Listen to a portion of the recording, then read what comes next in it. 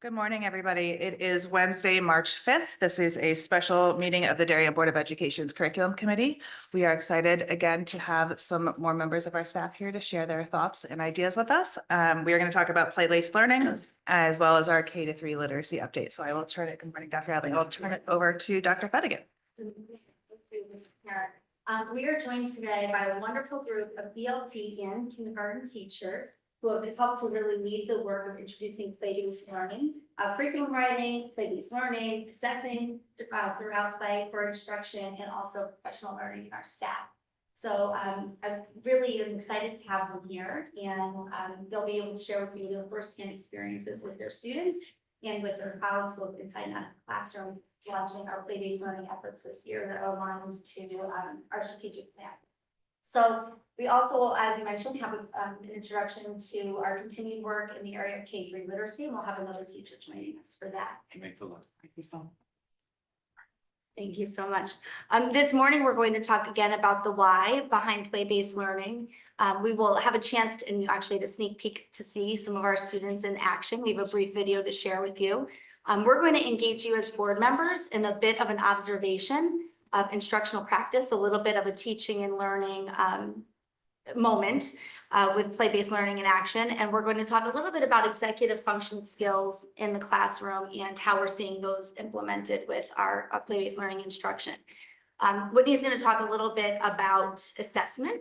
How are we assessing for the standards? And actually, Mary Beth Giannatasio is going to talk a little bit about curriculum collaboration. The voice that you heard in the video is Amanda's, and she will actually be able to talk with you not only about that video and what you saw there, but a little bit about observing play-based in action day in and day out. And then we've also shared with the board some resources that we hope you've had a chance to look at. If you haven't yet, we'd encourage you to do so. And then we'll be happy to answer any questions as we go. Thanks, Julie, for that. All right, the why behind play-based learning. We've talked at length about the brain science, and we do understand that this is an instructional pedagogy. It is instructionally very sound and developmentally appropriate. Science supports the development of children's physical, social, emotional well-being through play. We do address the standards. We begin planning with the standards in mind, and the staff that is here will talk to you about their process of really engaging up in the curriculum conference room and like how we started with that as with a blank board and really what our brainstorming efforts were. And they'll tell you, I'm sure, that we really did start with the standards. Also starting with the vision of the graduate. So we can't be thinking about, bless you, Dr. Adley, the vision of the graduate in high school, in 11th and 12th grade, even 9th, it's too late. When we think about those skills of communication and collaboration, having empathy, all of those things are things that you'll see the children actually practicing and demonstrating in our ELP little brief video that we'll share with you.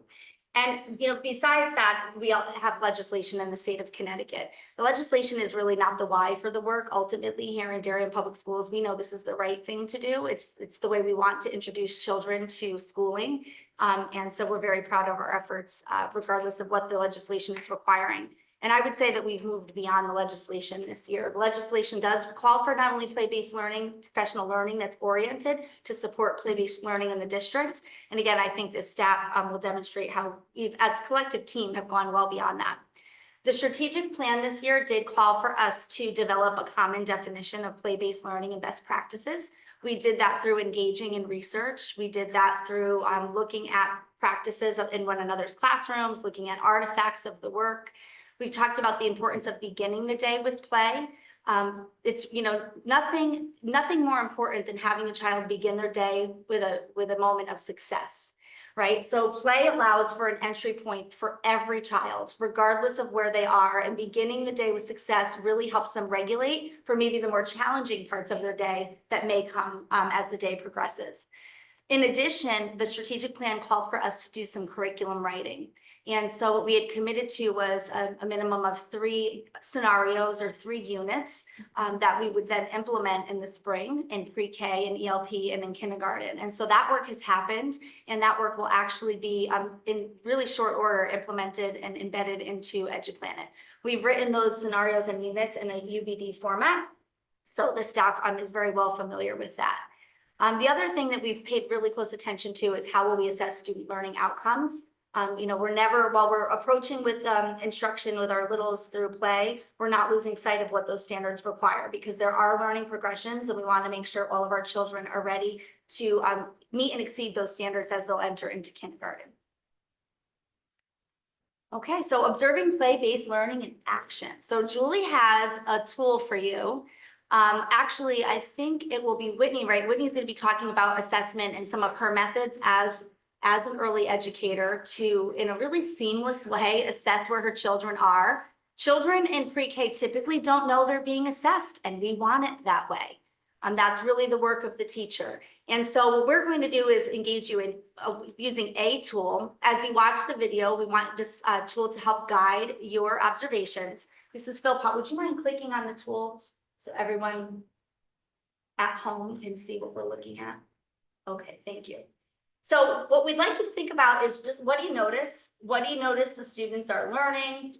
You might comment on some things that you see kids doing that would evidence problem solving, creativity, collaboration. What do you notice about how the students are learning? Maybe think about what surprises you. Are you seeing anything that would reflect teamwork? Are you thinking about the role of the teacher? How students may be using resources and materials, and then just some overall reflections and impressions. And then our staff, they're all ready to talk with you about what they've observed actually in the video. And we'll see, I'm sure you'll notice some of the same things, and I'm sure the staff will probably illuminate some things that you might not have even considered. It's amazing the amount of assessing that happens, especially in pre-K and K. It is a nonstop feature of the classroom experience. Assessment is happening at every moment. When they're in the line walking to the bathroom, you'll hear teachers saying things like, who has a letter, B in their name? There's constant. The kids have no idea that it's happening. They're really magicians. So Mrs. Philpott, would you mind starting our video? It's on the next slide. All right. Amanda, this is your room, right? Mm-hmm. Here's the window, right? That's the window of our restaurant. What shape should we draw in front of the window? Yeah. There's a rectangle table in front of our window? No, circle. So let's draw a circle. Someone draw a circle in front. Who wants to draw the circle? Oh, you both want to? How should we solve that problem? I'll do a curve and Adam can do a curve. And Tyler can do what? What about we work all together? How about? All right, try it. Go. How about I do it? Nope, he said, why don't we try it all together? What do you think? Perfect. How many chairs can go to that table? 2. So what should we draw? We should probably draw a symbol to show 2 chairs. And look at where the chairs are. Yeah, where are the chairs? Right, left, and right. Okay, perfect. Right, left. Right and left. That's a great idea. So there's one. Can I do it? Oh, wait, I heard someone say, can I do it, Landon? Landon, stop. I heard someone say, can I do it? That was kind. I cared about his feelings. Yeah, you did. It's teamwork. I paused in my moment and gave him it. You did. All right, what table number is that? Let me see. That is 1. Oh, so what number should we write in the table? Perfect.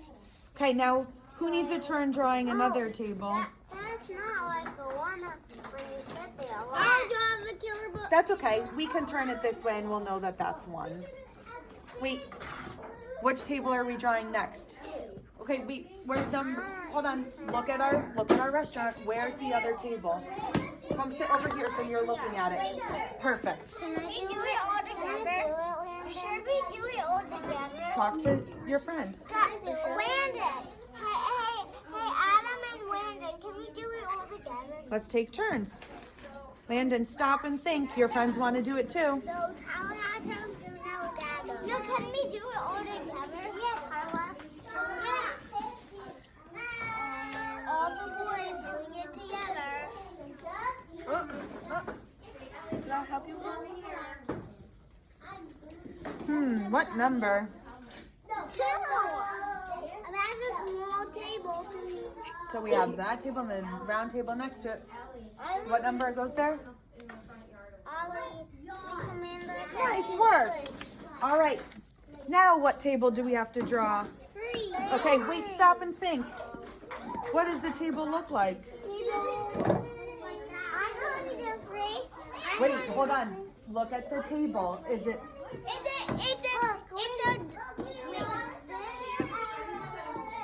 know how to do 3.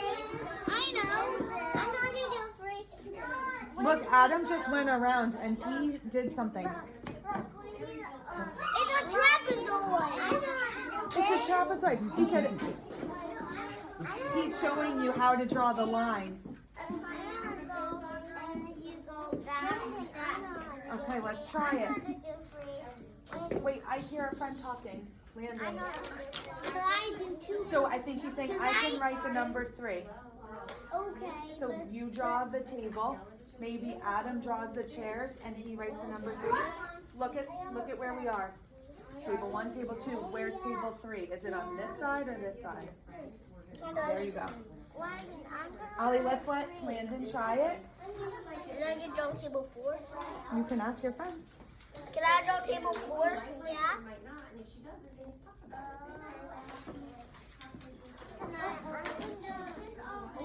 Can I do the chair? There, that's a trapezoid. Nice job. And then we need to do the chairs and then the numbers. I'll write the next trapezoid. I think your friend over here didn't have a turn to draw yet and he wanted to. There's nothing in there, girls. But I did. What are people doing? Okay, Tyler, I'll switch over. Whatever.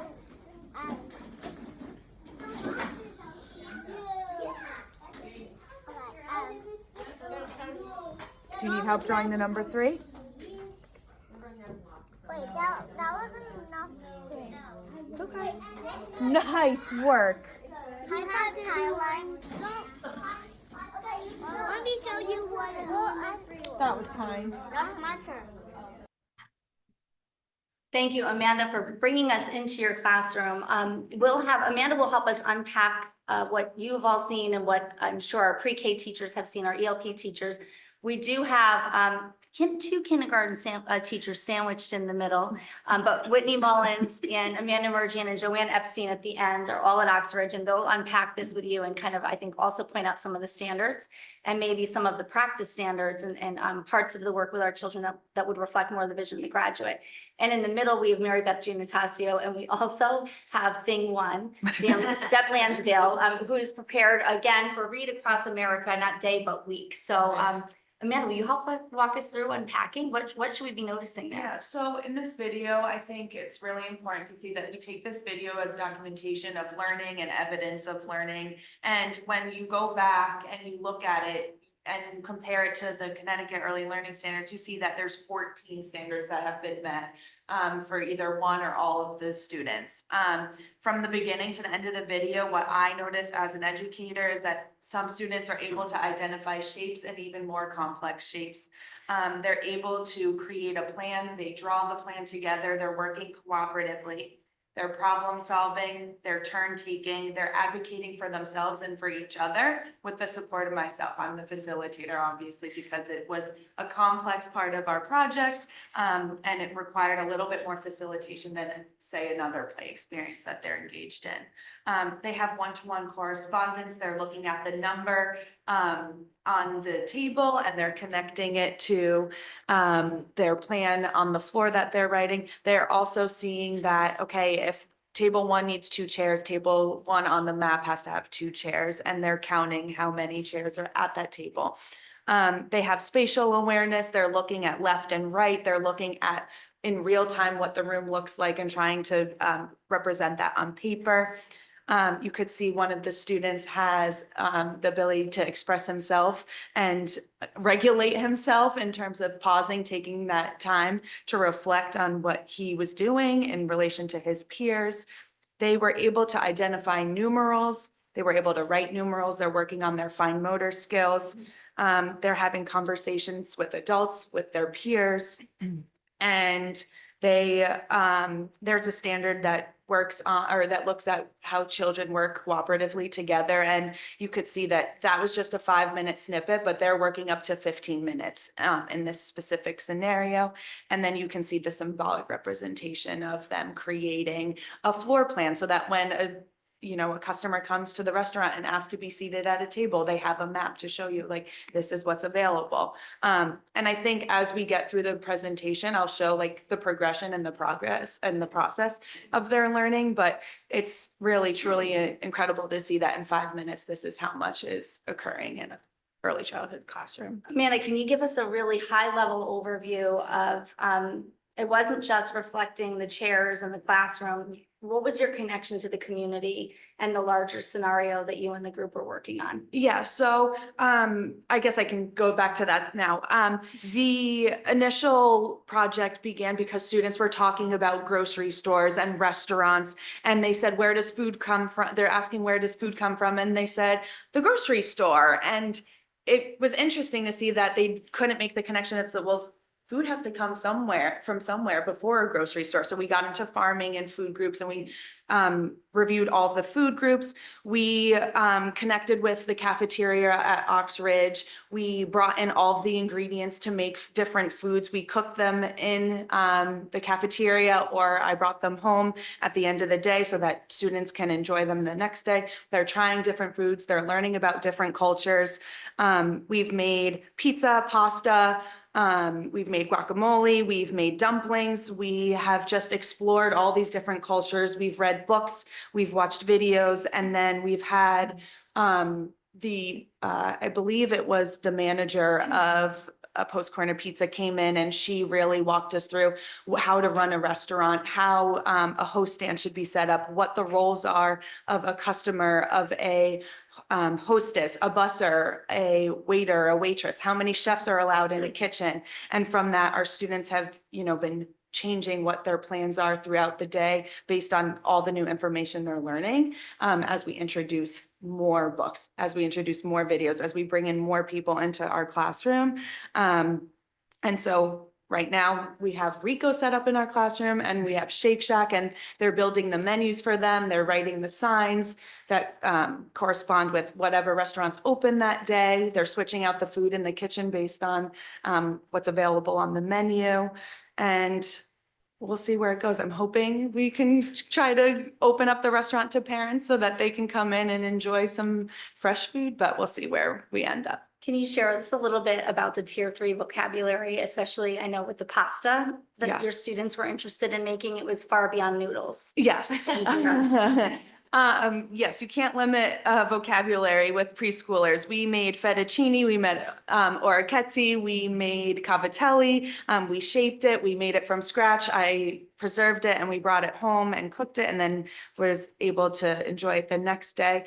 It's really important that as we learn all these complex languages, we talked about proteins, we talked about carbohydrates, like students just absorb this information and carry it through them. And, they'll be sitting one day eating their lunch, and they'll be like, I have a protein, I have a vegetable, I have a fruit. And one thing that was really interesting is we debunked a lot of myths of what's a fruit and a vegetable, and students were bringing home that knowledge to their parents, and they were like, no, that's not right. That's definitely a fruit, and that's definitely a vegetable. And they're like, no, we learned in class today. It's actually not a fruit.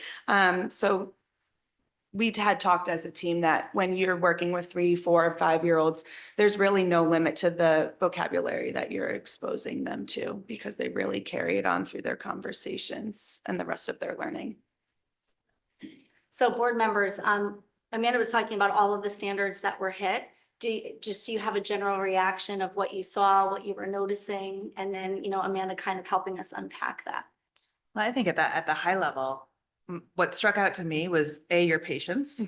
So an early educator is, a special kind of person. So thank you for that. And what I also noticed, the movement, and I think that's really important in a younger child and a younger student, just being able to move and be around, and the kinesthetic piece of it is really important. I could say more about it. So I'll open to you. I the vision of the graduate is what jumps out at me, because all of the different skills and interactions that are happening here in this play kind of scenario are developing those kinds of skills at that very early age. So, you know, it's the creativity, curiosity, independence, collaboration, empathy, like every single kind of thing that to the extent that you can start to introduce that in a very natural way. I personally, and my kids had Montessori kind of pre-K and love that kind of experience, but I think your brain wiring at that very early age can carry through to future years. So I think this is excellent. That was awesome. It makes me want to go like sub and be in the classroom again. That was so much fun. I appreciate how you guys are doing so much at the same time. It's incredible. And I love that you are not forcing any limitations on the kids, opening up that vocabulary, seeing where it can go. That's amazing. There was a lot of like obvious examples of collaboration and things in there, but you know, I thought it was so interesting too, how the personalities work together, and it wasn't about making them the same, right? It was allowing them to be, but even beyond, you know, someone like noticing about kindness and noticing about manners, I felt that you were really facilitating self-awareness, right? When the one student said like, I care about their feelings, like it actually gave them a chance to say like, I'm showing you that I care about your feelings. And if I didn't do that, I would be showing you that I don't. And I think that, you know, you could probably come back and do some of that work in this room too. It's a lifelong skill. So thank you for that. I don't have a ton to add. I thought it was great. I would just say like whatever we can do as a board to help support the play-based learning efforts, and whether that's resources or I don't know, whatever you can think of, just let us know so that we can do that. Thank you for that. You know, so as they say, learning is messy, and the patience that an early educator has, and the resistance to want to clean up and do for the kids. If you go into Amanda's room, you will literally see like a functioning restaurant. It's like not a functioning restaurant, like with a door, and they have built a structure. So it's all built and driven by the kids. So I think, Amanda, you're going to talk with us a little bit more about the executive functioning skills that you're working on as you're working on those academic standards and the kind of the bigger, you know, vision of the graduate kind of competencies that are those lifelong skills that kiddos will need to carry with them into college and career and post-secondary. Can you walk us through that a little bit? Hey, Mike, do you mind if I just 2 seconds? Sure. That was just too good not to talk about it. If you don't mind, just that's a wee window into the complexity of the work and the magic actually that happens between curriculum, students, and teachers, right? And I would also say around a particular task, right? Because in many ways, task predicts performance of kids, right? And it's amazing what those kids can do, right? And it's also sort of like there's an aspect where our youngest kids with our skilled teachers can actually work better together than our older kids. When we say that they can't do certain things in the groups and stuff, well, they can. It actually, it's a wee figment of education. You kind of lose that as you go up through the wonder of it all, through the grades type thing. But I also want to mention the ownership for learning transfers to the kids early in the grade levels, and that's a consistent thing that we have to do. And if you don't mind me also saying, I won't get off on it because you heard Amanda talking about all the types of it. There are SEL and DEI things in that lesson. Now, I won't get into it all. That's not the purpose of today's lesson, but it's embedded in there and what they're actually doing. But super job. I just want to comment particularly on that magic and the students' ownership for learning. But thank you. Thank you. Yeah, so from an executive functioning standpoint, I think when I think about all of our students, because there are students with IEPs, there are students with 504s, there are typically developing students in my classroom. We have a plan as a classroom of this is what we're working on in the moment. And we have a plan as a class, but then we have individual plans for children based on their needs. And so on any other occasion, there might be a 3-step plan for another student. So they can outline what's going to happen first, what's going to happen second, what's going to happen third, to keep them attending to the task at hand. In this specific scenario, you heard me say stop and think a lot for our friends. And I think that's a huge piece of, before I'm going to go do something, I need to inhibit my impulse. I need to stop. I need to think about what's happening, what others are doing around me, so that, you know, the experience can be successful. And then we talk about like entry points for every student, and there's students who may come in for a little bit, do something, and a little something is enough for them. And then they leave, they go engage in another activity, and then they come back. And so I think it's really about being flexible. We're trying to build cognitive flexibility amongst our learners. So we need to mirror that for them and let them be flexible in the way that they want to come in and out, and to the extent that they can attend to these larger play-based, you know, projects that we're working on. So can I ask a question? So I love that you were invested in that project, like 100% of your attention was on those 4 students, Yeah. right? What were the other students doing in your classroom, and how do you handle that? And so you were talking about kids going in and out of activities. Yeah. If Landon wanted to get up and leave that, would Yeah. that be fine? Like, talk a little bit about what the rest of your group is Yeah, doing. I think as a team, we talk about there's a time and place. There's times when we're working on goals and objectives, and that might not be an opportunity where he or anyone in the classroom is allowed to leave. It's a have to, and we're working on it because that's an intended area of need that we have to focus on. But other times they are allowed to ebb and flow throughout the learning centers. Sometimes in the literacy center, during that time, someone might be working on the menu for the restaurant. In blocks, they might be building a restaurant and on a smaller scale. In art, they might be creating some of the symbolic representation of what's in the classroom. They were making pasta with Play-Doh to add to the kitchen. That's kind of how we have everyone engaged. And obviously, we're lucky as preschoolers, preschool teachers, we have paras there supporting, and they're in different centers with another group of kids working on similar goals within the center that they've chosen. Thank you. One follow-up question, just about how the topic was developed. So the restaurant, was that something that you had chosen to be part of the curriculum, or was that something that was student-driven that they had wanted to talk about? Completely student-driven. So at the beginning of the school year, we open up all the centers freely, and I observe and I just kind of take note of what are they building in blocks? What is the conversation and dramatic play? Those 2 areas usually lend itself to what their interests are. Sometimes math and science, depending on the materials they're using. But like I said, they were playing grocery store a lot in the dramatic play area. And they were exploring food and, you know, taking the food home. And that's when we kind of started asking those questions of like, well, where does the food come from before it gets to the grocery store? And then they were answering those questions. And then when it came time to start really diving into a project, the options were to play family, to build like a house and discuss family and providing food for your family, to build a grocery store or a restaurant. And they all had voted on restaurant. Given that it is very student driven, how do you ensure that between multiple classrooms, where students might have very different interests, that the teachers are trained and can ensure that the students in all of those different classrooms achieve the learning objectives? If one is developing a restaurant and another one might be doing a police station, or I'm just interested from a training and kind of scaling perspective and how you actually ensure that happens. So I think Whitney will talk a little bit about this as well, but given any kind of project that you're doing, the standards are observed. We have a documentation tool that we use.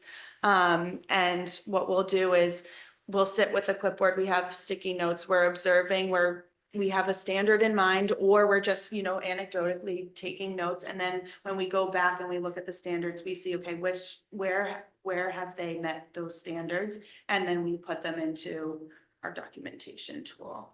And if I may I jump in real quick? I just have some, and also too, the collaboration piece to make sure that each classroom is working on those specific ideas and plans. We spend a lot of time together, just making sure that we are all doing the best that we can to ensure that those standards are getting put into place. And it takes a lot of time and it takes a lot of work to do together to make sure that that happens across the classrooms. Thank you both. So the standards are the floor, not the ceiling, and the standards don't change. They also, the Connecticut ELDS, there's a crosswalk between the Connecticut ELDS, the early learning developmental standards, and the kindergarten standards. So our staff is working really closely together, not only ELP, as Joanne was saying, but the connection to kindergarten as well. And there's just so much research around student choice, and student choice really lends itself to autonomy and relevance in learning. And there's evidence that when students are motivated to learn, they're more deeply engaged, and then learning is more meaningful and learning is just more rich. So it's a really important part of the recipe. And that was a great transition, Amanda, to Whitney, who is really passionate about assessment and has very complicated means and methods. Each teacher kind of develops pretty much her own, what she's comfortable with, record keeping, but everything is always aligned to the standards. So that's something that remains the same. And sort of just to answer that, before I jump into my system. Whitney, can you put the mic down? Sorry, just, yeah. That better? Yeah. Okay. I think that this video could have been anything. It could have been a doctor's office. It could have been a ball study, and you still would have seen all of those standards being met. So I think it's not as important that we're all invested in the same project, right? You're still going to find ways to get all of these standards into that. But so my system, we assess using the CT dots, which is basically the standards put into an assessment form. So this entire book is all of our standards, which covers cognition, social, emotional, math, science, literacy, communication, motor, all the things. So in my classroom, we target 2 per week. So that's not that we're limited to observing those things, but we at least have a focus or a lens for that week that we're really focusing on this specific thing. So for example, this week, my class is focusing on initiation and motivation, which is a cognitive strand, and science practices. So every teacher has a clipboard. We walk around all day long with our clipboards. There's a little cheat sheet here, just sort of examples of where we're going, the things we might write down and what we're observing. And then it just kind of looks like this. So each child, and then progression 1, progression 2, and we'll just take our notes and our observations that way. So we happen to see, so-and-so return to a topic from the day prior, was interested in this, came back with a new question, went into a center, and this was observed, right? That's an example of their initiation and their motivation for that project. And we'll just note that. And then it gets filed. Every child has a tab, and it just gets filed under the standards, so that we can see their progression across time. So, I'll have observations from early in the marking period, and the mid-marking period, and the end of the marking period. So then when it comes time to report, I can place them correctly on the continuum and make their preschool report card. Just question then, how do we, as we move toward kindergarten, play-based learning, how do you ensure then that it is continuing to advance in terms of the necessary standards from play? I mean, do you have examples of any of that as we're rolling that out? So Julie's saying that's Perfect transition. to play-based learning. So with regard to curriculum, and during our professional learning day in January, actually, many of the people right here were engaged in the fishbowl activity, where they talked about the actual planning of a scenario or a play-based learning unit. And they actually had all of the colleagues, all of the other ELP and K teachers around them, watching them do a brainstorm session of how they actually developed that unit, so that we could bring kind of that thinking to light for all of our colleagues. I think Mary Beth, you're going to talk us through a little bit of how we approach that kind of planning. Yeah, sure. We came together and collaborated pretty closely with our preschool colleagues who have some great experience, as they've spoken about, thinking about how we can make that happen in kindergarten. So we came together and looked at the standards first. And we thought about not only the standards, but also some of our curriculum that's already in place, and how we can think about a scenario that would carry over both, right? We've got these standards that we have to meet, and then we're looking at some of the in-place curriculum units already. We found a strong correlation with our social studies and science units as far as scenario building would go. And then as important to our preschool friends, and they shared with us right? We're thinking about kid-centered decision-making. So as a team, we thought about, well, what are some of the common interests that kindergartners express during those units of study? So we chose, for example, forces in motion. So often things like roller coasters or amusement parks come up, things like fairgrounds or farm equipment, like they all sort of come together with some of the current resources that we have, but the discussions that spark from some of that explicit teaching that we do around forces of motion. So we've decided to build a scenario around roller coasters, thinking that that was probably where our kids would go. And if they didn't, we have, using our UBD design, we had some flexible outcomes at the end that you could lead your class in a different way if roller coasters or amusement parks didn't spark that interest. But we scaffolded our curriculum to support that scenario, going through it. We took a look at what our current resources were, what some of the vocabulary that might come out, and then we thought about, okay, if we're building that roller coaster as our group, or we're building an amusement park, how are we going to get there? What learning activities would support that growth, and how are we going to assess the kids? And a lot of it comes through, like Whitney said, the observation of what the kids are doing. So right now, my kiddos are thinking about what part of the roller coaster they're going to build, and I'm observing things like who's sounding out words, who has spaces between their words on the menu that they're building, what sounds are they using, are the high frequency words there? So all of the literacy standards, math standards, I had kids measuring how tall a roller coaster was going to be. So we have all of these standards that are happening and being met throughout. And then during the process, we considered the resources that we currently have and what other ones we might do.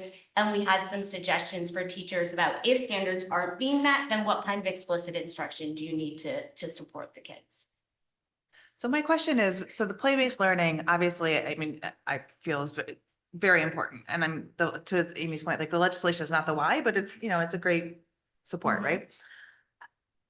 When we hear a lot that the curriculum is getting more rigorous at an early age, how do you balance that? And how are you thinking about that? So one of the things that you asked Whitney was about what are the rest of the class, what's the rest of the class doing? So when we're looking at the standards and we're observing kiddos and which standards are being met, we're thinking about, well, that's being met for Whitney, but I want to work with Amanda more on that. I'm finding that the play-based scenarios are so engaging, right? The kids are working. That frees me up a little bit too. So I'm maybe working or focusing with a group on something. I might be able to pull a small group during that time and use the roller coaster idea to focus on an extension activity for kids that are ready, or a support activity that provides more for kids who are struggling in a certain area. I think it provides us a little bit more freedom actually to think about what our kids need and how we can, like Amanda was saying, or maybe Julie or Amy, the entry point for each kid is different. So I can use that design to help me meet the needs of everyone. So do you envision your classroom management changing as you would do this more, or no? Like, will it be more center-based than it was in the past? That's an interesting question. I think when we're building these scenarios and the kids are picking the part of the or amusement park that they want to build, to me, it's not so much like I've assigned you that center, but more that that's what you're interested in, and then thinking about what standards are met within that work. Does that answer the question? Yeah, I'm more thinking about, honestly, with the staffing of a classroom. Yeah, and how- yeah. It's the behavior piece is a great question. There's a lot of research about why you start the day with play. And Yeah. my earlier comments of when children find that they're meeting with success, it's easier for them to take on more challenging parts of their learning. And you typically don't have behavioral incidents during play. Right. So it's just, when kids, and it's because of the engagement piece. And I would say the engagement actually, you're able to bring kids to deeper levels of learning when they're engaged because of that regulation piece and because they're naturally curious and they're not fighting against something, right, that they perceive is not at their readiness level. So I think that's an interesting point, Mary Beth, that it does kind of probably free the teacher up a Yeah, bit. that is interesting. Yeah, it's more like the facilitation and the opportunity for me to think about what each group or kiddo needs. Yeah. I just have a question about I guess it's really geared towards standards versus Darien curriculum. And it sounds like So I think there's a few different, I'm not exactly sure like where the standards specifically are coming from. Are they state standards? It sounds like there's CT dots, is some place where it's coming from. And how are we taking those standards? Sound like you're actually already doing some of this with talking with early learning, early educators across the district. And I don't know, augmenting those standards, figuring out like how that's going to be dialed in for Darien or specific to Darien for what we're doing in our curriculum. I'm just interested in like one versus the other. Are we really just relying on the standards? Or are we really creating our own framework in Darien that's our curriculum and that becomes the standard? So with regard to the standards, they're national and state standards. And I think one of the important things to consider with standards is that there are learning progressions.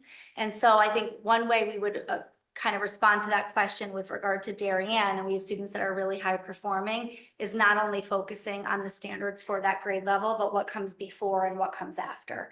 And really not only focusing on the entry point for all learners, but making sure that there's open access for them to move beyond the standards. And that is something that maybe is more unique to Darien. Yeah, and I think you used the phrase before that the standards are the floor, not Yeah. the ceiling. So, yeah.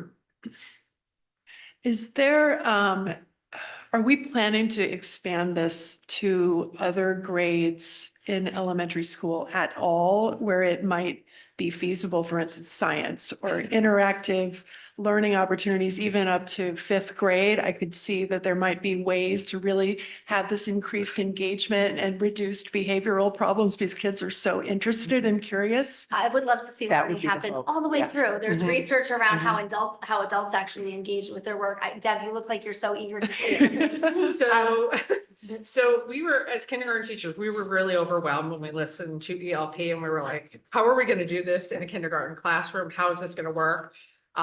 So we kind of we were given the freedom to play with it and see what we can come up with. And it was actually pretty amazing. The administration's been really great about giving us that flexibility to take those chances and try things.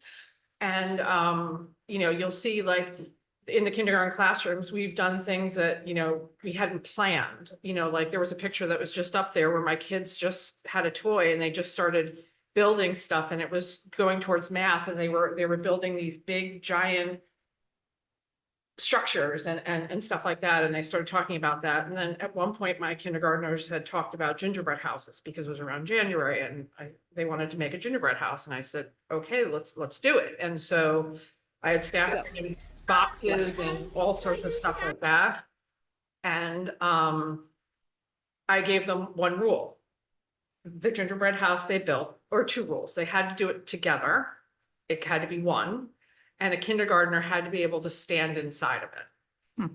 And so that was that was the two rules they had to follow. So then what I did was I asked the fifth grade teachers if during their win block, I could have one fifth grader from each class come down and they were our job foreman.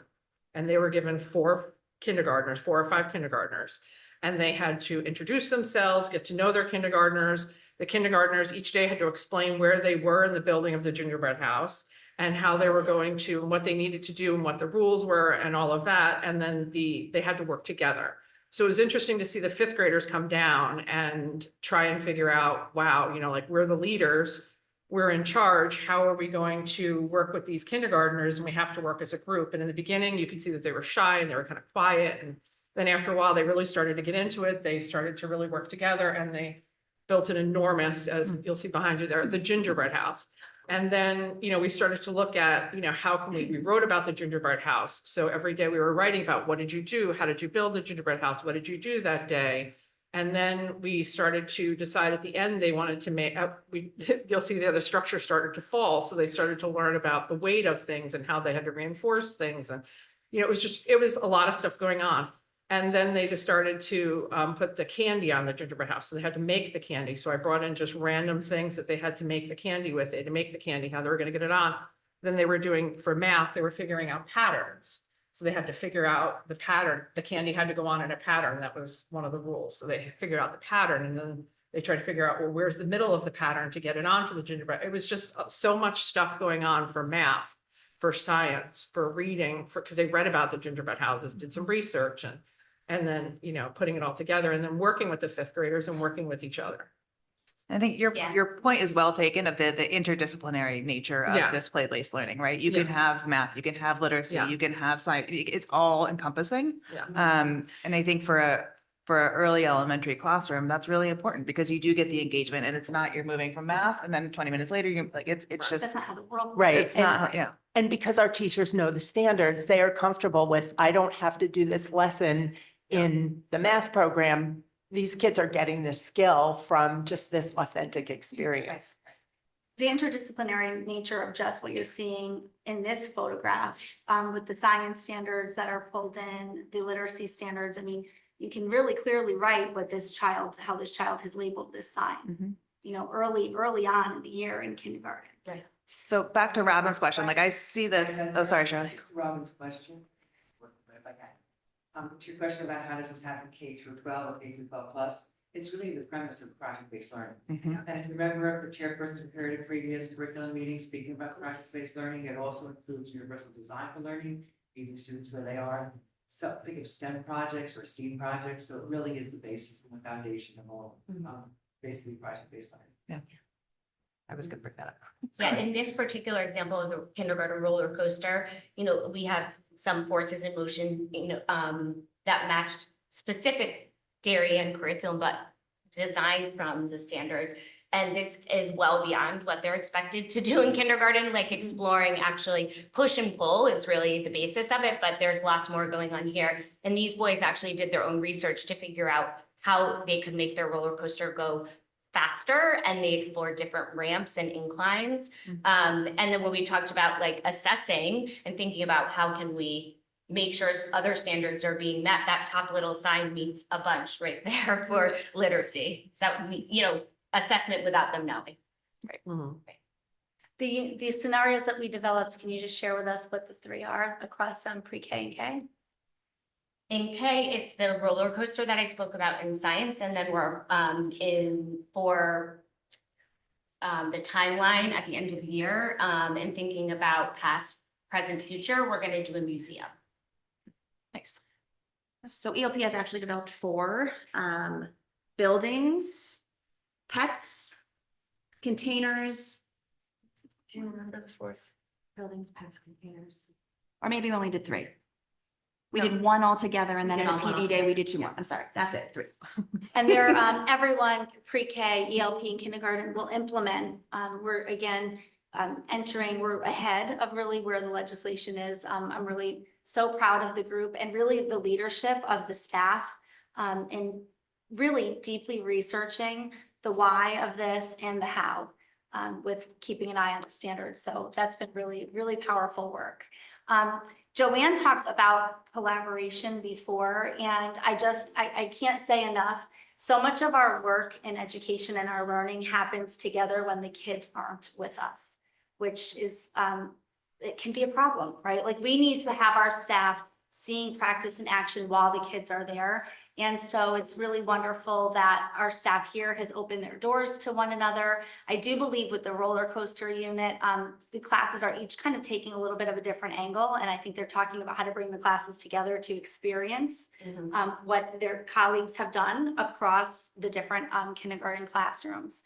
But the opportunity to really share and learn from one another is the best professional learning. So I want to express my gratitude to this team for that. So a timeline of our work, again, you'll see here, it's not meant for you to be able to read this, but just this little image is, and then I see Katie might have a question. This little image is just a picture of what stage 1 looks like. So that will be uploaded for everybody to see with the units that were just mentioned, the scenarios that were just developed in EduPlanet. Phase 1 was really around the professional learning, really thinking about our shared definition of what do we mean by play-based learning and a play-based learning continuum. Phase 2 is really the collaboration, especially of this team and working together and developing the units. And then phase 3 is that kind of continued collaboration and professional learning and supporting the implementation of the units for the remainder of the school year. And the last thing, before I think Katie does have a question, is it's something that I think is a really important goal for us to continue to strive toward next year as an ELP and K staff is making our learning visible. And so it's really important, Amanda was talking about, the tier 3 vocabulary before, making really clear and visible for the kids and our colleagues and families, what are the actual standards that we're addressing within a unit, and how do we know that the kids are actually demonstrating those? How do we make the teaching and the learning really evident and visible? And I'm sure if you have any questions about this, is one example of the unit that Amanda was talking before about, the unit of study food. It's really powerful for kids to see their work displayed and also to see pictures of themselves engaging in the work. That really prompts their reflection, and expands their cognition and thinking about their learning, their metacognition and learning. Katie, you have a question? Thank you. Yes. One comment on this visibility piece, and then what we were talking about before too, and fully recognizing I'm not telling you guys anything you don't know, but I do think it's important just to know at the board table, we talk a lot about the importance of having students with different abilities and skills in the same classroom, and we talk about differentiation. And I did just want to highlight how much we're seeing of that in this, right? Like even that picture of the boys working on the roller coaster, you can just see how naturally one person is like, I'll make the sign, right? And it's a really good example of how students can feel confident in the skills that they have, and they can work together without it always being a competition about, who's at a certain point versus who's not. So I just wanted to thank you for embedding those things and recognizing how important they are. Regarding the collaboration and the professional development that comes, I am curious about how, just from the practical logistical point, how and what opportunities do you have for the ELP teachers to then talk to the kindergarten teachers, and the kindergarten teachers to then talk to the first grade teachers, and then the kindergarten teachers at Oxbridge to be able to talk to Tokenique and Henley and so on. So how does that work? I know for me, I just run over to the kindergarten wing all the time, and I'm just like, I have a question, or let's talk about this. But I think on a broader level, that was something we probably have to, consciously plan for. And we've been talking a lot about that with Amy and Julie about, how ELP can talk more with kindergarten in terms of planning and things like that, and figuring out when times we can be able to have the opportunities to come together and meet, because that's the thing, right? We always want to be in our classrooms, right? It's really hard for us to get out of our classrooms, but when we're given a chance, like to make sure that that time is embedded for us to meet and do all that really hard work together and share. Yes, and we've used our 3 district professional learning days for those opportunities. And we have some other built-in curriculum times, like little half hours over the course of the year. So whenever we can, and we love to have teachers getting out there and observing, because that's like just seeing it is so powerful. I just had 2 parts to that also, Katie. The first part is, I'm sorry, Laura, because family could not be here today. But she also worked with Amy, and they do training, so they can turn here to all of their colleagues here, both teachers and other staff in classrooms and related service providers over here. And I cannot go back to Katie's point also about pre-based learning, about project learning, what we really observed in these today, because it's really a precursor to high-level skills. So what you really observed today in terms of lessons and looking at academics, I know, Greg, that comes up often. You saw a physics lesson, a geometry lesson, an algebra lesson. You also saw high-level skills of recalling information when one of the students in Amanda's class cited a trapezoid, which means that child learned about trapezoid in a prior lesson, was able to apply it to the lesson that you observed. You also observed it in terms of geometry when they would be able to reproduce those. So they can do the shapes of both trapezoid, rectangle, and circle, I believe. And amazingly, for pre-algebra skills, you saw a child know how to plot something, okay? And what they were pre-plotting was when they had to put the chair in a place that was somehow related to where the table was, and that's what plotting is. So what you observed were high-level academic skills that that children do, and they were met where they were. So talking about universal design for learning, children, because of the play-based activity or project-based learning, could really show you what they know based on what that skill was in those 3 areas of instruction. So. Not to mention oral language, speaking, listening, vocabulary development, writing, all of those things as well. This, we always could use more professional learning time. There's, on balance, you really don't want to pull staff really for professional learning when kids are in session, I believe, other than to get them into classrooms where kids are learning so that they can see that in real time. This team is built different. their commitment to the work, I can't tell you how many times throughout this year they've met early in the morning. And come together because they're passionate and professional and they want to continue to grow their capacity and their expertise and they believe in one another. There are many mornings that we would be, well before an hour before the kids coming into school over at Oxbridge planning together. And I'm really grateful for their commitment to that. I've learned a lot from them. I just want to be cognizant of time. We're almost at 9 o'clock and we have another agenda item, but to this point of making our learning visible, can you talk a little bit about how you educate parents about play-based learning? Yeah. And how academic it actually is. So I can start from the food unit of study. I think this one is particularly unique because I don't usually send out a permission form or like kind of a scope and sequence or kind of what you would say a mini explanation of why we're doing this work, but because it was food related and we had to get the permission from the nurses and everything, I kind of put together why this is important and why we're going to do this work. So I sent out an email to parents basically stating the standards that we would be kind of meeting throughout this study. I talked about the importance of how food, it should be accessible to everyone. And if not, how can we get it to be accessible to everyone? We talked about I was talking about the importance of exploring different cultures, the importance of understanding the roles of all the people in the food industry, and just kind of giving parents the understanding of why I wanted to do this based on the students' needs and what they wanted to do.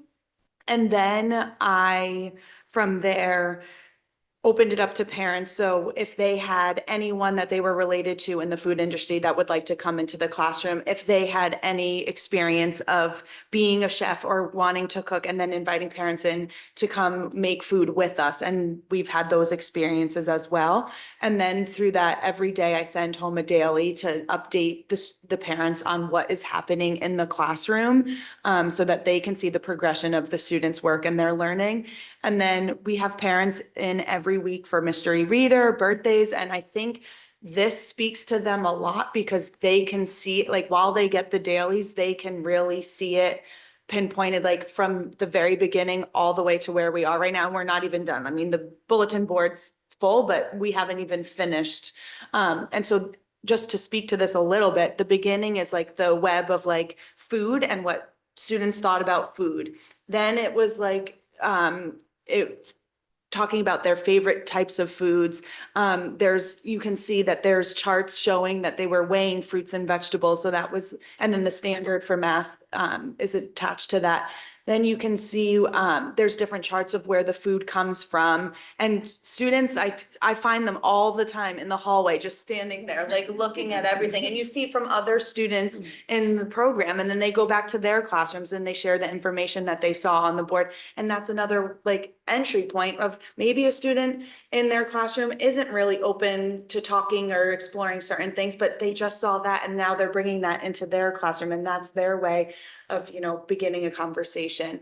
And then as you go across the door, you can see that there's journal entries of children drawing the representations of what they think about the food unit so far, how the food has been made. There's examples of menus and ingredients and recipes. There's pictures of the process of them making the pasta, of making the pizza. Students also have been bringing in foods. They've asked their parents, can I bring in this food to try with my peers? And it's really helped with students who have food aversions, like they're bringing in all these different kinds of foods.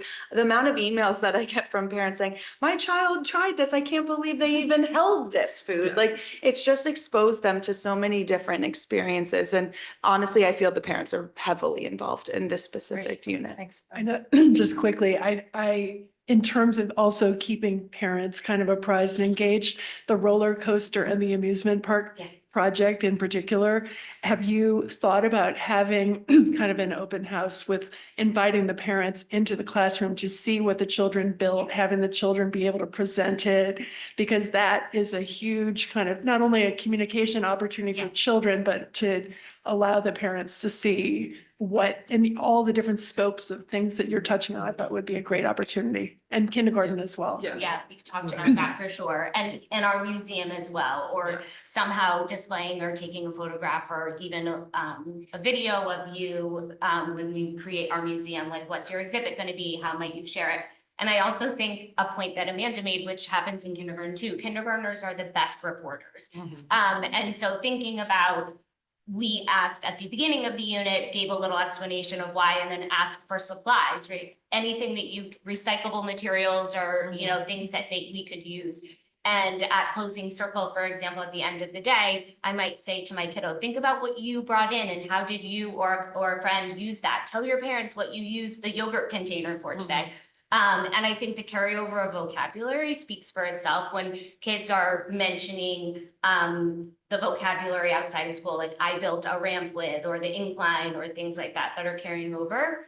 And I have kiddos who think about it clearly all night. I think they're like us. They wake up in the middle of the night with the roller coaster idea and they come running in the morning. When are we working on roller coaster? I thought of something yesterday that would make the car go faster. Or we had a big discussion about the size of the cars and should they fit humans or should they fit stuffed animals so then we had a discussion about proportion. So I think some of those vocabulary and taking the opportunity to really encourage the kids to share that with their parents and is really powerful. Yeah, we actually embedded in the thing that we did as well. So like for the past, present, and future, we invited parents. We have a letter that we put in there that if teachers wanted to use, they could send home to parents, asking parents, you know, we're talking about the past. Is there something that you have that you would like your child to put in the museum? You know, so maybe they have like an old cell phone, or maybe they have, you know, a rotary phone, or, you know, we always have some sort of junk at our house that we could say was from the past that the kids may not know how to use. So we offered the parents to send in something like that for the past, for the present, for the future, you know, that kind of stuff. So they have that involvement. In kindergarten, it looks a little bit different than preschool because ours are shorter and more compact. So sometimes our things, like one of our things we did went home as a book. So we put all of the things they did together, put a cover on it, stapled it, and sent it home so the parents could then see the progression of what they went through for our Thanksgiving Day parade and making their balloons and having a parade. So we put that all together with pictures and their work so that they can see the progression of how that went just in that 1 week project time. So it's a little bit different than preschool because it's not quite as stretched out and long. Well, thank you all. This is such a fun way to start our morning. So I very much appreciate you being here. Time to go play. Yeah.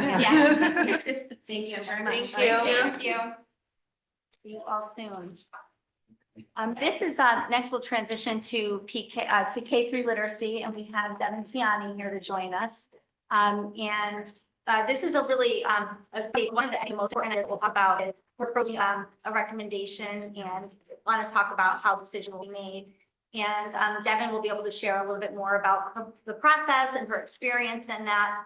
And so this is, again, just a quick update. We had a core review team meeting February 26th.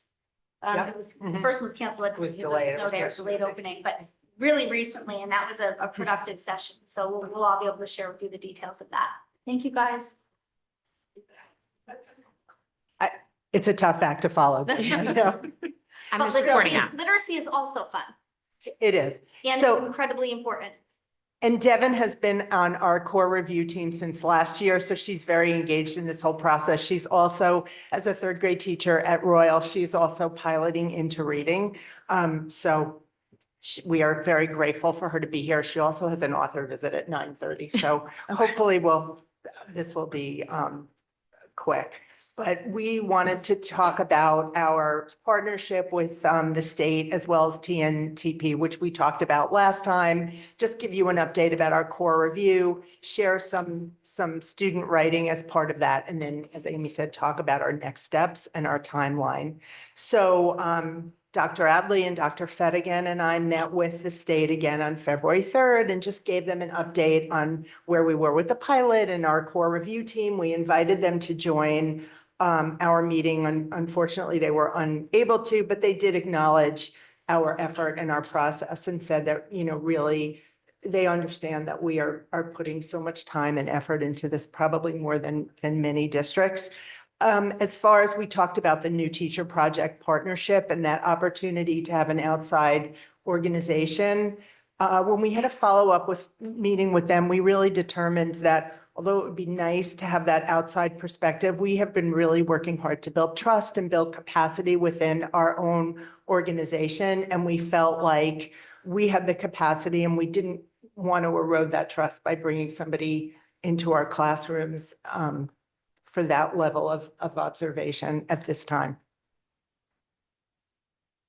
So our core review team meeting, we began the day with setting the stage, and I think, and Devin can speak to this as well. You know, that as you know, this is very emotional. Teaching is so personal, and there's a lot of different opinions. So we've really worked hard on coming together as a group, working together, being collaborative, being respectful of all voices, because it is you know, a very important and thoughtful process. We talked to the team about the decision-making process and the timeline as well, because they have had such a huge investment of their time and thought into this. So we started out by the teachers who are piloting into reading. We had them meet in small groups with the rest of our core review team. As we said, there's about 20 plus members. And we used an evaluation tool that was based on what the state used last year, but we didn't, at the time that we were reviewing materials, we didn't have any experience. So we wanted the teachers to go back and revisit that tool now that they've had experience. And that was really helpful. And then we looked at evidence of actual student learning and growth, because we said, you know, we want to put the students in this. So we reviewed our Ames Web data, our current winter data, and we reviewed our writing data. All of our teachers did on demand, and an on demand is just a writing sample without any teacher instruction to see what kids are applying independently. We were very pleased to find that regardless of the materials that we were using, our kids were performing well, and we really couldn't see any differences, which just confirms that it's the quality of the teacher really, regardless of the materials. After that, in the afternoon, and Kristen Colonies, our 612 department chair, joined us for this, we revisited our evaluation tool, where we looked at what are those things that we have identified as best practices. And we revisited that, and we talked about the strengths and the challenges with any tool that we're using. So our big takeaways, really, overall positive feedback from Into Reading across the board. We looked at, and this is just an example of two specific areas. Into Reading, we love that the vocabulary piece, we love that it includes the parts of speech, the words are text specific, so the kids are revisiting. In Word Love, we talked about that it was highly engaging, the gestures and the games that were included were a real strength, and it did not include the parts of speech. In writing, we talked about the grammar piece and Into Reading, that's really a strength. In the new TC units, we talked about the small group instructional plans. So again, no matter what, there's you know, strengths and areas of growth for all. We talked about how our continued professional learning needs to focus on instructional practice versus any kind of materials. And we did acknowledge that there is a challenge with growing teacher capacity without having coaches and having limited professional learning time. And this is just a sample again, because we really want to put the students in front of this. So we put in these samples, and we wanted to just collaborate also. We have 5 elementary schools. Do we all agree on, we looked at a striving writer, an average writer, and a high writer. So this is just examples in first grade. For winter, are we clear about our expectations? And this is just a typical across all of our 5 schools. Child is writing across pages. Some illustrations, you can see spaces between the words.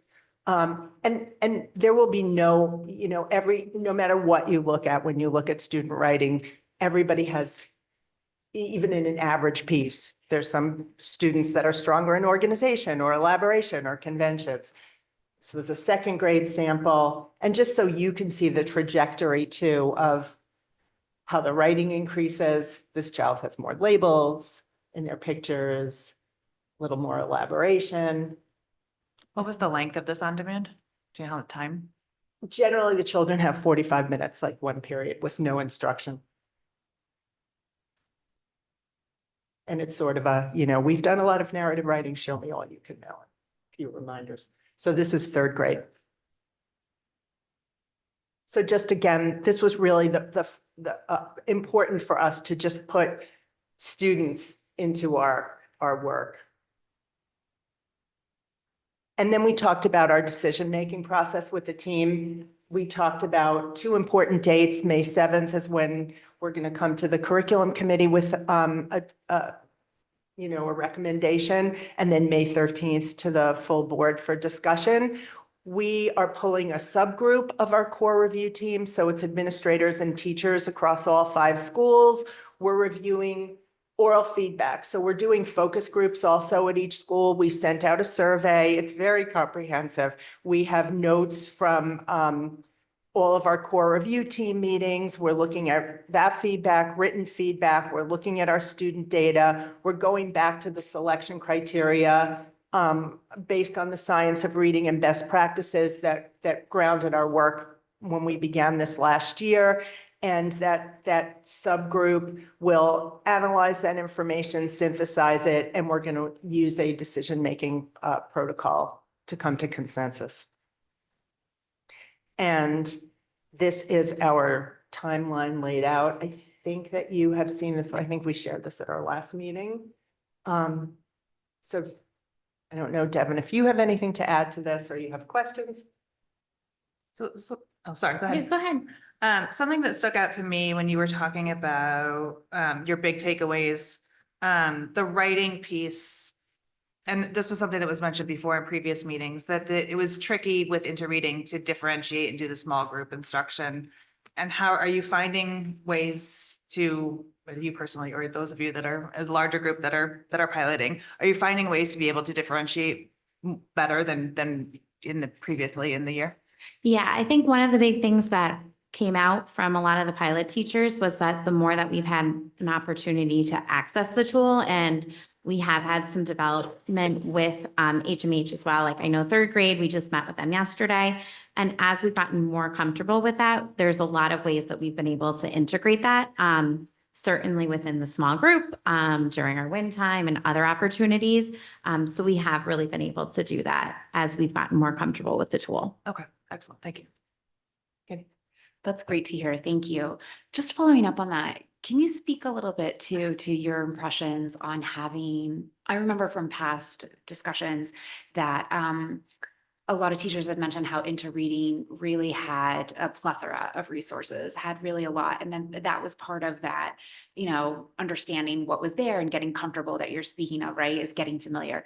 Can you speak to how having one program that has all of this integrated, and not that it's not a lot to learn, but the difference between this idea of the compendium, I remember, even like 10 years ago being struck by like the long list of resources that Darien used in literacy. Can you just talk to that from a teacher perspective about, kind of having one or a few number versus like a long list and how that impacts your planning?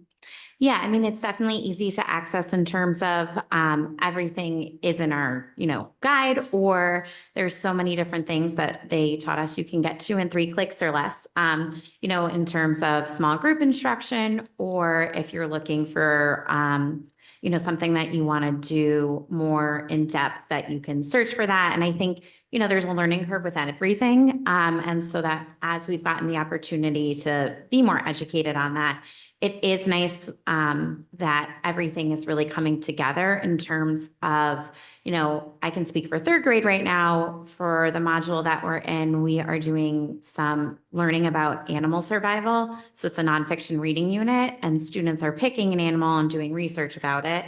And then it's tying in with our science unit. So we don't get to do as many cool play-based things, but after listening this morning, maybe we can try to integrate.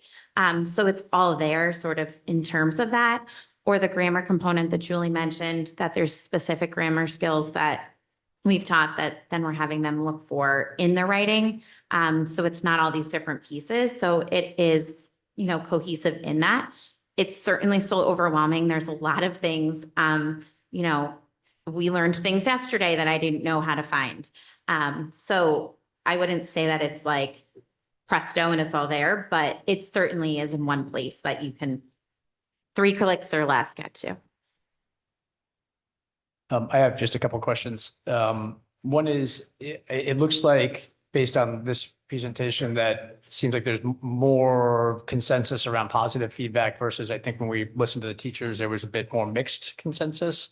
That's one question, just a bit more color there. And then the second one is, I think during the last curriculum meeting when we talked about this topic, I raised the idea that it would be really helpful to have, like, here are the core areas of this program effectively, whether it be vocabulary, phonics, grammar, what have you. How does this program work versus the alternatives on a simple page, just like a comparison, strengths, weaknesses for each one of those? It'd be really helpful for us to be able to see that. I don't know when we're going to be able to get that, but that was a request that I had. And specifically, like for things that may address other areas that we may perceive as weaknesses, for example, that we're addressing through special education, like dyslexia. Does this address that? How does it address that? I think that that's a critical part of our decision-making process as it relates to the into-reading versus whatever the alternatives are. I think in terms of the components of reading, and we can reshare that, but we are teaching all of the components. We are teaching the science of reading. We're teaching phonemic awareness, phonics. We're doing that currently through our compendium or this. In terms of special education and that specialized instruction, those students are receiving core instruction, but they're receiving more. They require specialized instruction, so they are receiving something above and beyond the core curriculum. So regardless of the program, that, and perhaps Shirley can speak to that. I would just add, and I think we talk about this, many of our students who do have dyslexic behaviors or require specially designed instruction have that in their special education program. I think the question that Greg was presenting is that into reading, because of the resources and because of some of the opportunities teachers have to really look at differentiation and which materials to use, that it does afford to meet students where they are in a very, very specific manner. Would that be fair to say? Yeah, I mean, I can speak I mean, you to do that third anyway. grade. You do that anyway. I'm not saying, Yeah. I'm saying regardless of the program, you do that anyway. Right. But I think what Greg is asking is within interreading, are there opportunities in terms of the artifacts or the materials that give you at a glance opportunities to differentiate for children in a different way? Yeah, but like we know that there's, I don't know the extent of it because I haven't looked at the specific numbers, but we know that there's a big component of our special education program that is geared toward dyslexia. And so I'm just using that as an example, but is into reading a potential, maybe not comprehensive solution to some of that, which will reduce our need for the special education? Or are we going to have to spend the money on into reading and then in addition to that, come up with a separate solution to the dyslexia problem, whatever it is? So I'll take that one first, okay? Yeah. And I think I mentioned this at a prior board meeting also, Greg, that one cannot predict of a reading program that's going to change instructional methodology, or that's going to say, you can't say, yes, this is going to change the high incidence of children with reading differences that we have. One can say that this program, and to Julie's point, like other programs we've had, has the components that require good instruction in teaching reading, which include phonology, morphology, orthography, and the different aspects to it. I think the idea that this particular program might be very systematic and allow teachers let's just say one repository of where to find the information versus looking at different areas in some of the other programs. But the components of good instruction are present in both of them. Devin, can you speak a little bit about the spiral nature? Yeah, so one of the things that comes up into reading is that the skills to spiral. So I'm just going to take, for example, author's purpose, which is something that we cover in third grade. We introduced it in the beginning of the year in one of our lessons, and then it does come back. And, timing and pacing is always something that you are worried about as a teacher. And when we met with HMH yesterday, they were reminding us that, the last 2 units that they do are kind of where you're like looking at the genre, and that because of the spiral nature, that if you are not, say, finishing unit 10, that it's not like that's your author's purpose unit. Those things have been coming up. And so you can see that students in the beginning are like author's purpose. I'm not sure really what that is. And now that we've introduced it and they've had more opportunities, you're seeing more students pick up on that and master it. So especially with language learners, if you have them, I would say that that can be helpful because you're not just getting that skill. Not that we would teach it one time before in isolation, but I do think that the spiral nature gives additional opportunity for those. I can say that in terms of not specific for dyslexia, but there is notes on basically every lesson for supporting language learners, which I know that at Royal we have had an influx of more students that are multi-language learners. So that has been helpful, just in terms of that, but not specific to dyslexic. And regardless of program, our students with dyslexia need a lot more explicit instruction and a lot more practice. And regardless of the program, they have a lot of opportunities to practice in decodable text. They have a lot more opportunities to have that explicit and systematic instruction repeated in small group and feedback from teachers. So I would say that piece is program agnostic, but that specialized instruction that's needed is provided by the special educator. Do you want to add something? I'll let Katie first, fine. Thank you. So I think that Greg's point is a really good one about a side-by-side comparison. I think that's really important. And I know you guys have done that before where there was a lot of detail, but not even so much that it's an explanation of each curriculum, but really that like at a glance comparison would be really helpful because that's essentially kind of where our endpoint is. We need to make a decision in the future. I also just want to comment a little bit about this conversation about how the program serves all of our learners.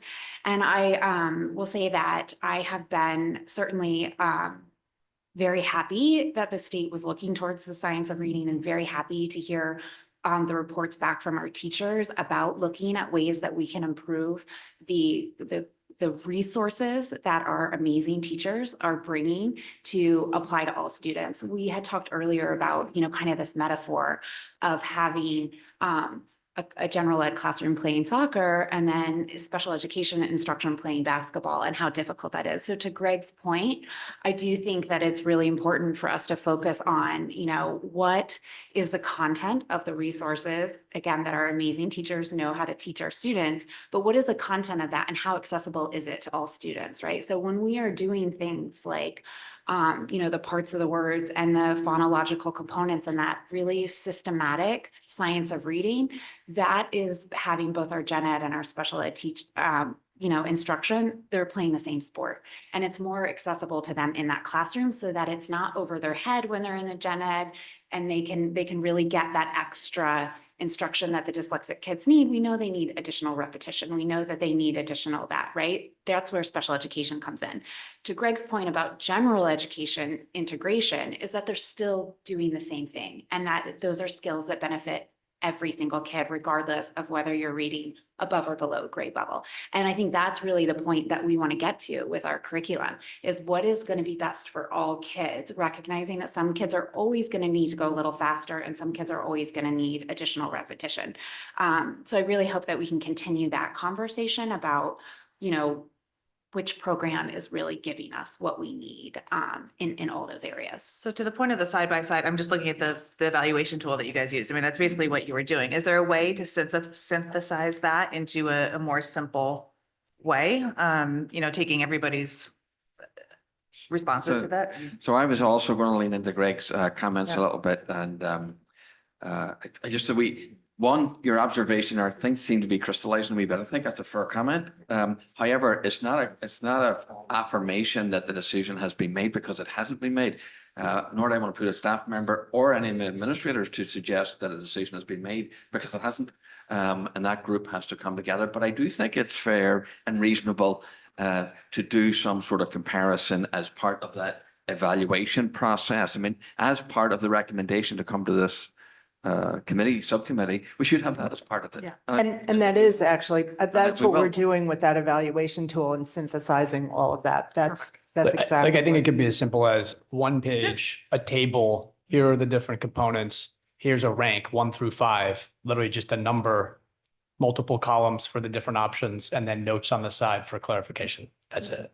Yeah, that's with the work, again, like Julie said, that the subgroup will be doing as they look at data from across our more than a year process, in kind of examining our own resources and now with the pilot.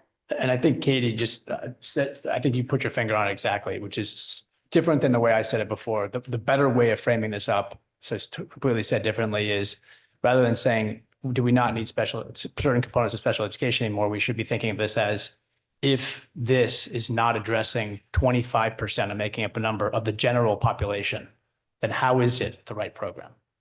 Whether that population is dyslexic or otherwise, they're still part of the general population. And if this reading program is not addressing them, then isn't it by definition insufficient? So I love that you said that, because students that receive special education services are general education students. They never lose that designation. So we're always thinking first within the core, and then how to get kids there and move kids beyond.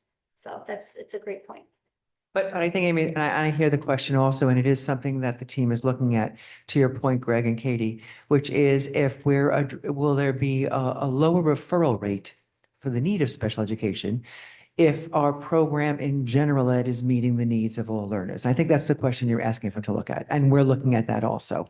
And on our team that we're also presenting on May 13th of the special education and the questions of referral, that's something that Amy and Julie and myself and Scott and some other members are on our committee looking at some of the questions to answer that too. And I think that goes back to the professional learning piece too, right? And how do you ensure that the general education teachers are knowledgeable about, the needs of the kids that may need some more support? So I agree with all of that. And just in terms of I would hope that we would get that kind of a side-by-side comparison in the next curriculum meeting, that I guess that has, or not. I honestly, I'm not going to know. when overcommit does to your the staff, because sub-team meet? my sense is that would become part of the full recommendation package. Okay, to that point, though, I think it would be helpful in that kind of a side-by-side comparison to also highlight where, a compendium versus into reading might have additional add-on opportunities or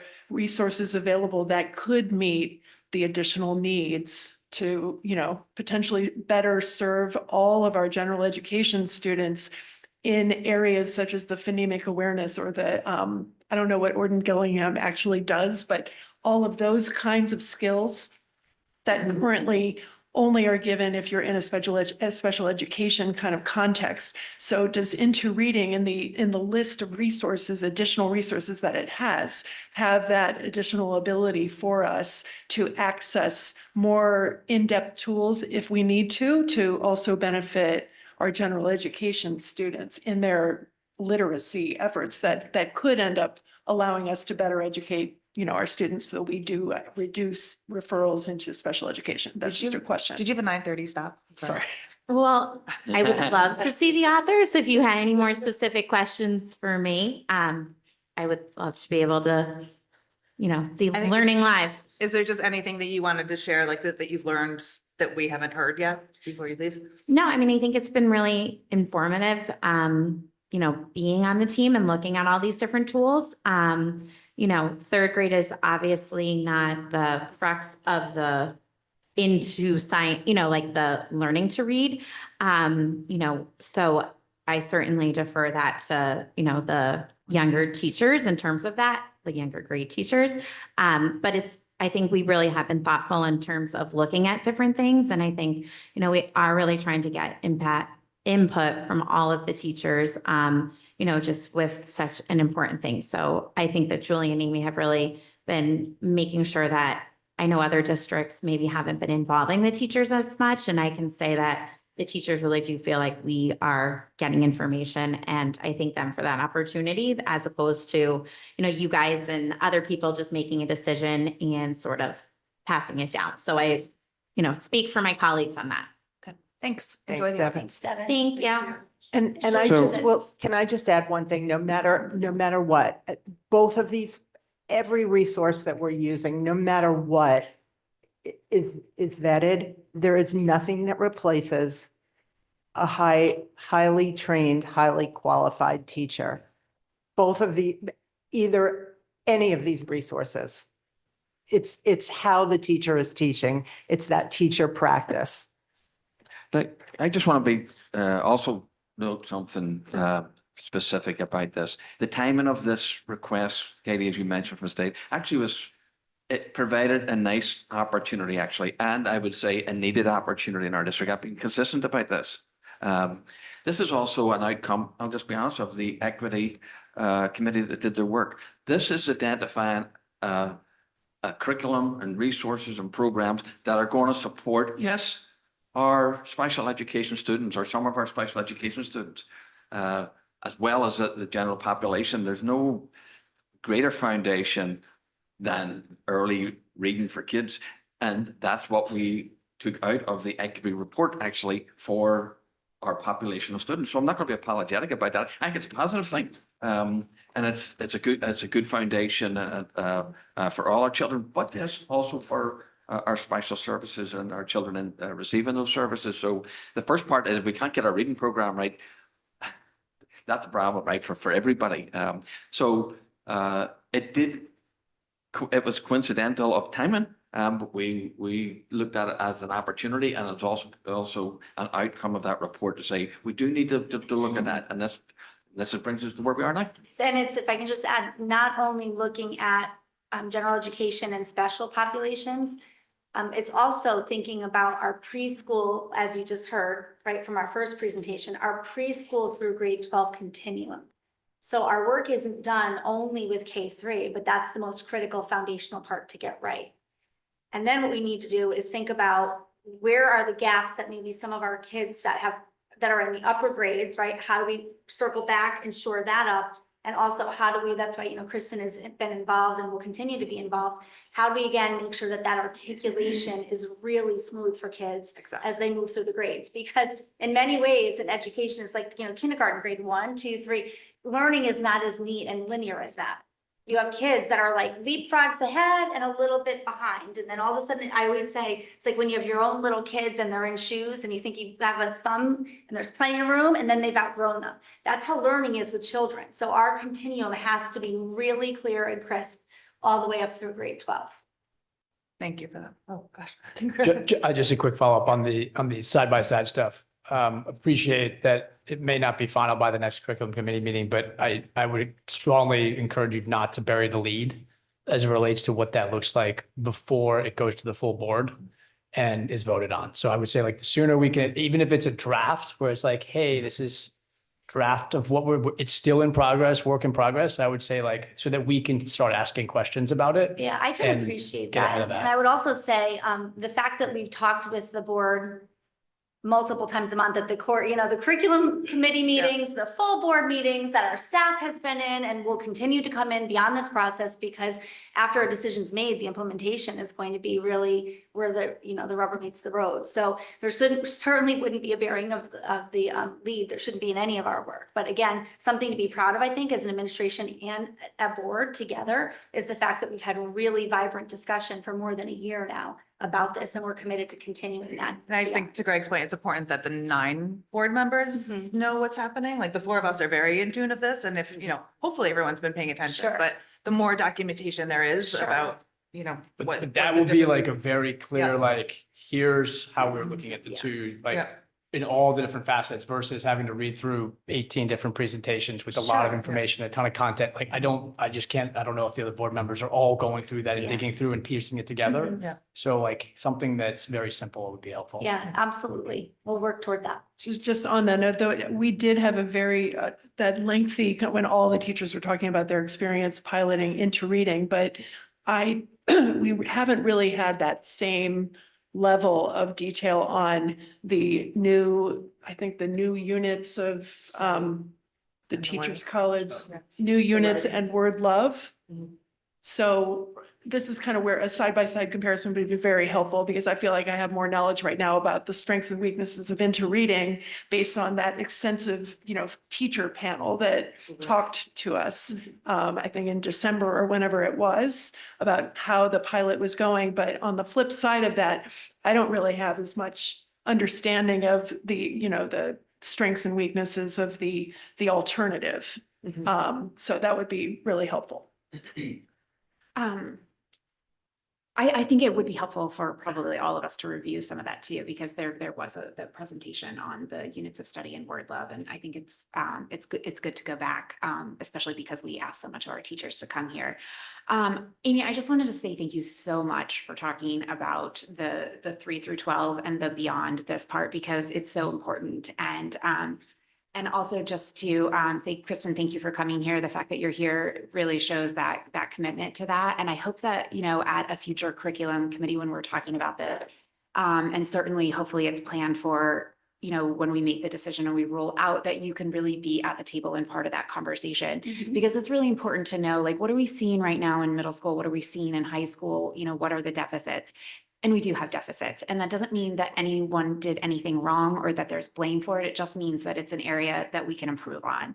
What are our current students doing, in the high school? Are they still focused on content and a little weak on grammar? Yes, they are. So how do we help with that, right? So thank you, Amy. I think that's just vital for us to not just, it's great to improve things, but we also have an obligation to the students who didn't get the new program. Then I just wanted to tie one last thing back together too, which was, this concept of we need to choose a program that is going to serve our general education students, every single one of our students, as best we can, right? And then also, how do we also tie that program to students who need a bit more, right? A bit more above and a bit more, support. And I'd love to have that conversation where one, we have, thank you, Shirley, also for being part of this. And I'd love to hear, hopefully some of your staff can join us at the table as well to talk about how they're seeing some of the kids that they have additional instruction with and how the piloting programs are working for them, how that's going would be amazing. And additionally, how might we revamp, as we're revamping our general ed curriculum, how might we also look at exploring and evolving our special education as well. We've talked at this table about New Canaan's model and the Literacy Academy and, bringing some of those people in-house with, OG fellows and really developing the strengths of all of our staff, both gen ed and special education. And I mean, to me, that's the goal, right? That's where we're going to be really excited about what we can offer our kids in Darien and the success and the gains that they can make. So I hope that that's all part of the continued conversation. And thank you all so much. This is very exciting to me. I could talk about it all day, even though I know this meeting was probably supposed to end 40 minutes ago. I think that's a good place to end if we, all right, sounds good. Public comment? Good morning. If anybody in person or online would like to participate in public comment, please approach the podium or use the raised hand icon. Please state your name and address for the record and note that you have up to 3 minutes to comment. We have no